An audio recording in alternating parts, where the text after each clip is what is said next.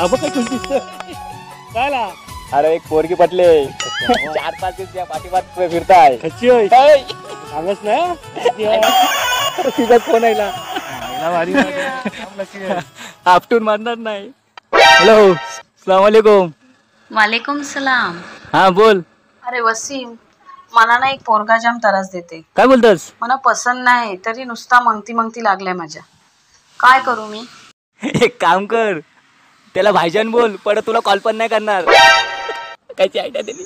Okay, thank you भाईजान.